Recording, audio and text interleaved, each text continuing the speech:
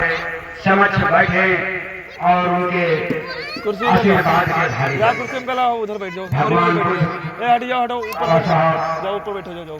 आज हमारे जननायक सबके हितैषी परम पिता परमात्मा का स्वरूप हमारी समझ आज उनका जन्मदिन है।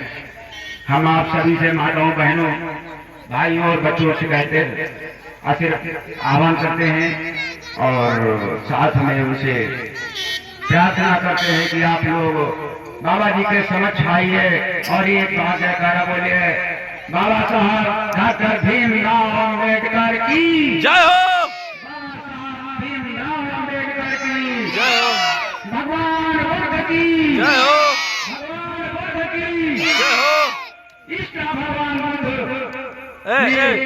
उधर जो है जन हाँ बस बस कल्याण के लिए अपने राज्यपाल धन दौलत परिवार सबको त्याग करके और जंगल में अपनी सारी जिंदगी बिताई और परम तत्व को परम ज्ञान को प्राप्त कर अजीब बुद्धि को प्राप्त किया और भगवान बुद्ध कहलाए। हे मेरे ग्रामवासियों, माताओं बहनों, एक भी बात अगर तुम्हारी समझ में आ जाए तो बाबा जी की जरूर याद कर लेना, अन्यथा जीवन हम जी रहे हैं लेकिन वो जीवन हमारा कैसा है, हम जिंदा तो जरूर है मगर कुछ करने लायक नहीं है, सिर्फ पेट और मरने के लायक बने हुए हैं।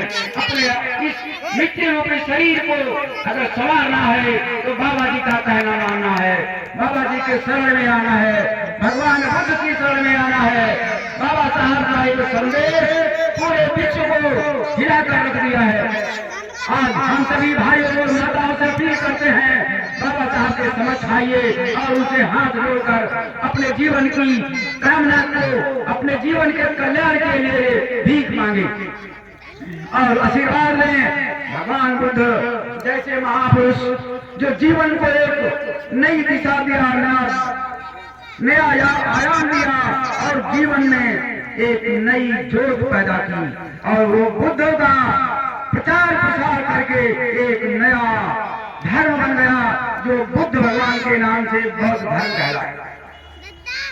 क्योंकि भगवान बुद्ध ने दुनिया की सारी बातें, दुनिया के लोगों के कष्टों को देखा था और सहा था, जबकि वो बचपन से लेकर और 28-29 साल की उम्र तक कहीं दुख का नाम नहीं देखा। ऐसे महापुरुष बाबा साहब भगवान बुद्ध को मैं सत नमन करता हूं, जिन्होंने जीवन कल्याण के लिए हम सबका जो है कल्याण करने के लिए अपने आप को जो है एक सन्यासी का रूप धारण किया और भगवान बुद्ध के नाम से बोले भगवान बुद्ध की, बोले भगवान बुद्ध की,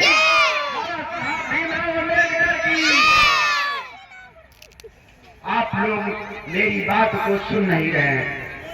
बड़ा दुख होता है कि हम आप अनुशासित नहीं हैं, हम आप किसी बात को सुनने के लिए लायक नहीं है, केवल ढोंग और दिखावा करने के लिए तैयार है। बहुत बड़ी गलत बात है।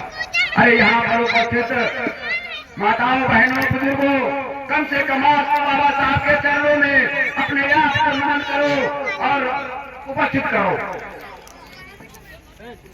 क्या बताया जाए, जब तक हम नियम कानून और संयम से जीवन का